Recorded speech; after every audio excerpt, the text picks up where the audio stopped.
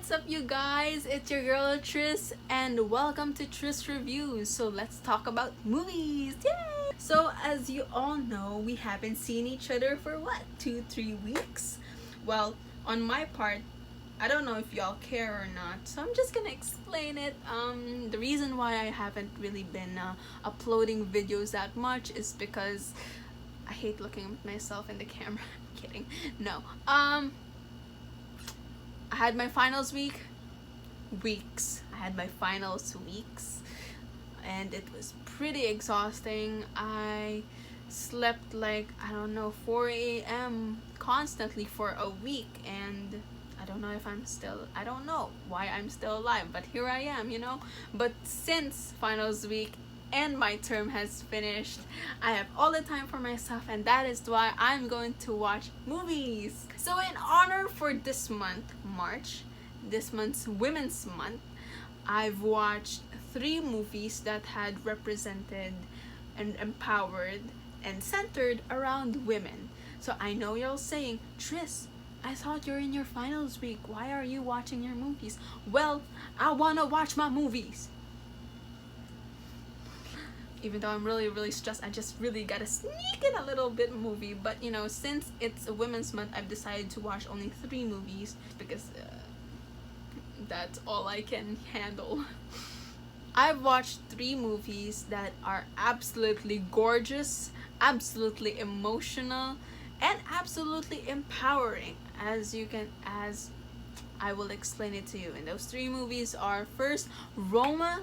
Second is Portrait of a Lady on Fire, and third, Moxie. So let's discuss them one by one, shall we? So the first movie we're going to discuss is titled Roma, which is directed by Alfonso Cuarón. So Roma tells a story of Cleo, a domestic worker in Mexico, in which really the film really explores her life as a domestic worker, how her relationships with the children, with the parents, and of course, the film really explored her life outside of that working life. Her personal relationships, who does she interact with when she's not at work? Where does she go? This film, personally, it really gave me nostalgia, and it really made me cry. Like, even though it's pretty much a really long ass film. It's 2 hours and 30 minutes if I'm not mistaken. But honestly, it's one of the most satisfying films that I've ever seen. The long shots that it was composed with was really, you can really see the continuity of the story. And it's like you're just following the steps of Cleo wherever she goes. What does she do? And so on and so forth. And it really gave me nostalgia because it reminded me of my nanny when I was a child. So shout out to you, Ate Monique. Wow! I miss her so much. She's abroad now, and it's good for her. Like, literally, this movie Roma had made me realize that the ones who took care of me have a life too. They're not stuck in one place just taking care of children. They want freedom. They want like a little bit of inch of happiness because because considering all of the things that they sacrificed before getting in their place, we have to really consider that. It's every worker that we're talking about. This movie is very universal, that gives you so much nostalgia, but at the same time it gives you the knowledge that these domestic workers don't have it easy. They're working, however they attach themselves to the children they work with as if they see them as their own child. But we see the capability of women. They have this maternal instinct, they have this care, they have this genuinity. Now, compared to men, when men takes care of children, not bashing the men, but it lacks care, it lacks understanding. Unlike a woman, in her maternal instinct, really cares for the child very well. When I when I was reading a bunch of articles about Alfonso Cuarón talking about this movie, he really dedicated this film to his nanny who took care of him when he was younger, and especially, you know, when his father left. You know, I mean, it's really hard on that, but you can see, you know, these domestic workers, they're honored in some sort of way, because the way they take care of these children, and these children get to grow as good people because you take care of them. Another thing that this film really gave so much importance to was when Alfonso Cuarón was directing the film, he didn't really give the script to the actors. I mean, like, how do you work with that? I mean, he would tell the flow of the story, but you know, as you can see, it was just the actors' instincts working in that film, and as you can see, it's very authentic, very natural in how they were reacting to each other and to the situation itself. And I think, you know, it was a way for Alfonso Cuarón to really give them, the actors, the producers, but also the audience, of what his journey was like, what his nanny's journey was like during that time when she was taking care of Alfonso when he was a kid. So, you know, this film really is so emotional, especially that scene on the beach. As you can see, you know, Cleo was not able to save her own child, but she was able to save the children that she's been taking care of. And as you can see, you know, that is how Cleo becomes really sees herself, as also the children sees her as really part of the family, someone valuable in the family, an actual family member. And I think, you know, this film really opens our eyes to see that, you know, as I was saying earlier, that these domestic workers are not just workers. They left their families behind. Might as well consider them being part of the family, because after all, they're taking care of your children. Roma represented what working class women go through, and how women in general have this maternal instinct that can never be equated to what men have. So this film was just so good, so good. And oh my gosh, I think I really need to watch it again personally. So next up in our list is Portrait of a Lady on Fire, directed by Celine Sciamma. I don't know if I pronounced it that right, but oh my goodness, I just watched it like last week, and until now I still haven't recovered from it because it's just so good. I mean, it's not the type that you hype with it. No, it's like Roma. It's like Roma, but told of a different story. You know how I react to it. You know, but you know, Portrait of a Lady on Fire. I'm just gonna give you a summary. It tells a story about Marianne, a female painter in, I don't know, 17th century France. Brittany, was that right? No, I totally forgot. But it tells the story about Marianne, who was tasked to paint a portrait of Heloise. And that portrait will be presented to Heloise's future husband, who is in Milan. But as the film progresses, we can see the chemistry between the two characters evolve, and you can just see them not just being infatuated with one another, but ended up falling in love with one another, and simply breaking our hearts because they're not really meant to be. They don't end up together. That's a spoiler alert. But I didn't cry though. But the movie was really painful, especially in the end when Marianne was just looking at Heloise, and Heloise was just looking at, I don't know, somewhere. My feelings for this film, I don't know, when I saw it, like the first 20 minutes of the film, I started feeling the energy coming up, the goosebumps, because the actors were just so actors are so good. They had this natural chemistry that they had going on, and considering that the film doesn't have any background music, still felt what the characters were feeling. And what I also noticed in this film is that there is very minimal big grand gestures like I love you and the big kissy kissy goo goo like that, and the, you know, in usual lesbian films we see like a 10-minute sex scene, but no, here it's just we focus on the gaze, which really captivated me. You know, until this moment, if I'm talking about the film, it really captivated me. When two women actually look at each other, gaze at each other, it's just, oh my.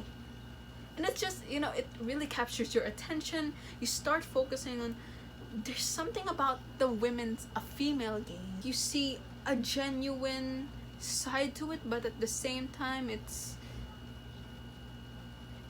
just intoxicating. Oh my gosh.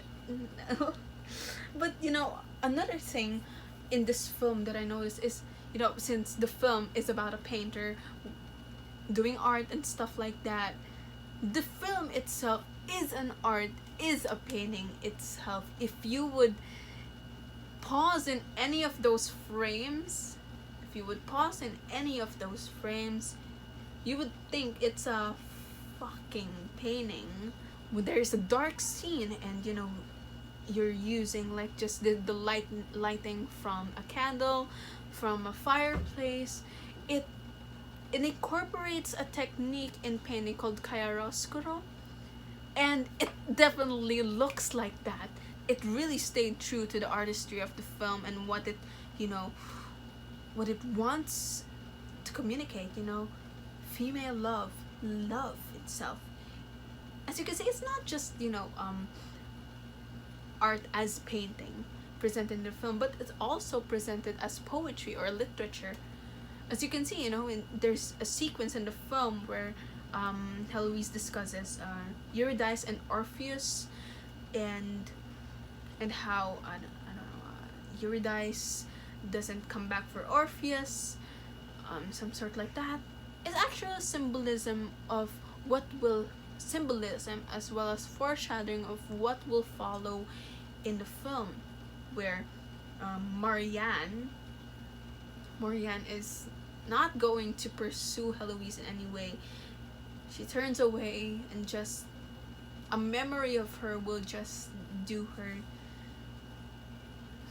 keep reminding of her what she had experienced. Not only did that film really discuss, you know, about love, it also represented and captured the essence of what women had gone through because of the patriarchy at that time.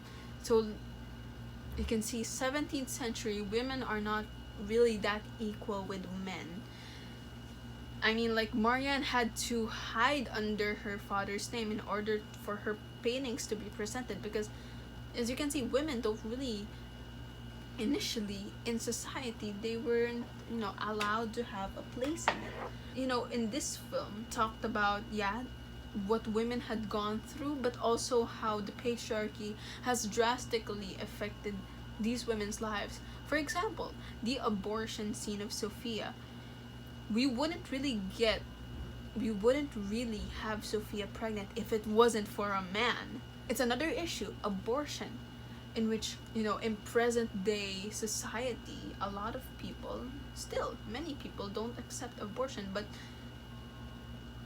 women don't deserve to get pregnant all of a sudden. They have the choice over their bodies because it's their bodies. Oh, before I forget, you know, if we analyze the film, the nudity in this film has kept to a minimum, and you know, the only nudity that we see is Heloise's breast in one scene, and there's this full-on display of Heloise, but she's with a blanket, and her vagina was covered by a mirror, mirroring the face of Marianne, which is fucking gorgeous, man.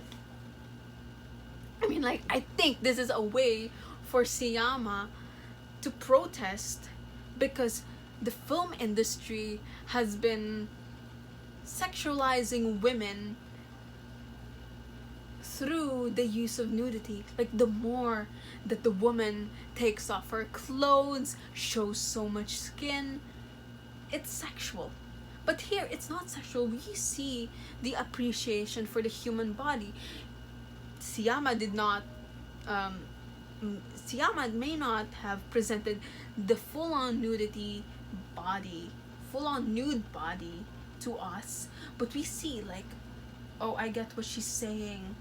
I mean, I get what she's doing with this, and it's so beautiful because, you know, it's a protest, but at the same time, you get to appreciate little things about a woman's body. And another one is the armpit hair, in which a lot of the industry today, a lot of society today, tend to, hello, shave your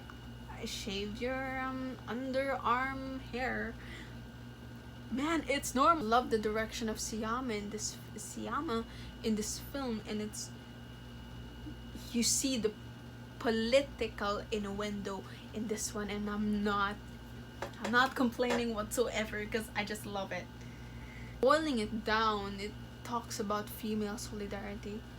We can see, you know, most of the film, it really focused on the three: Marianne, Sophia, and Heloise. And you see, you know, when females get together, help together out. For example, Heloise and Marianne helping Sophia get the baby out of her. You see that, you know, when at times such as becoming pregnant in a very unusual time, who are there to support you? Obviously the women. So moving on to the final film in this Women's Month special, we have Moxie, directed by Amy Poehler. So just a very brief background on this movie. It tells the story about Vivian, an introvert who begins to see and realize the normalization of sexism and sexual harassment in her high school. Hence, she creates a mini magazine called Moxie, and you see, you get the gist. You know, in this film, really, it didn't really make me feel like a lot of stuff, like, ooh, revolutionized, ooh, me too. I mean, like, we've already been feeling that ever since, I don't know, 2015. Ever since a lot of women have come up, especially in the industry of film, in different industries, have come up and said their allegations, their thoughts of how men are too controlling of the industry and of society, and now women are beginning to stand up. And in this film, it is really presented, and I just love the fact that a bunch of high schoolers begin to realize that, because when I was in high school, I didn't really realize all of that. So this is a really great film, you know, for high schoolers to see. You know, it really showed awareness of how sexual harassment doesn't just really happen in industries, in big corporations, in business and something like that. It's also present in schools, like Rockport, in a sense, in this one. You know, but you know, honestly, there were a lot of moments that really made me uncomfortable, like pep rally scene in the movie. It was just so, you can see the men really hypersexualize the women. You know, what I realized in this film is, you know, since it openly talked about feminism, it also talked about how feminism is viewed in a different perspective. I'm just gonna list them all down: the Vivian perspective, the Claudia perspective, and the Lucy perspective. So in the shoes of Vivian, we see feminism as something that is ingrained in her but not yet developed. Unless she experiences some sort like that, she's just gonna explode out of anger, because fuck, I've had enough. We've been seeing this all the time. Why isn't there anyone stopping this? So they decide to they be the ones to stop it. The second is we have the Claudia perspective, which we see her supporting. Her is a feminist, but not really an open feminist. We get that. I mean, I am like Claudia. My parents are, my family is a bit conservative. That's why I don't really get to, actively use my voice. But, actively use my voice, wear tank tops whenever I want, show a little bit of skin when I go out. No, but as you can see, I have this support for women. And I want to raise awareness of how women are treated poorly in the industry. I have my thoughts in that. So I'm like Claudia. And the third perspective that we have, that I saw in this film, is the Lucy perspective, who is very openly, bitch, I'm being harassed, sort of thing. Oh fuck, we need to stand up. Who is like always game with any revolution when you give it to her. Just cool, because you see, these are the people who are very active and very vocal about what they want to achieve, what they want to change. Personally, this film really there were a lot of men in this film. Unlike in the two films that I've discussed earlier, there weren't men involved. I mean, there were actors who are men, but they're just supporting actors. They're just extras or some sort like that. And in the portrait of A Lady on Fire, the men don't get a chance to have their faces full on. Only the women. But here we see in Moxie, there are a lot of men characters, because we see it's already present day. But what really surprised me is Seth. Yes, Seth Acosta from the movie, played by Nico Hiraga. Oh god. I love him. I don't know.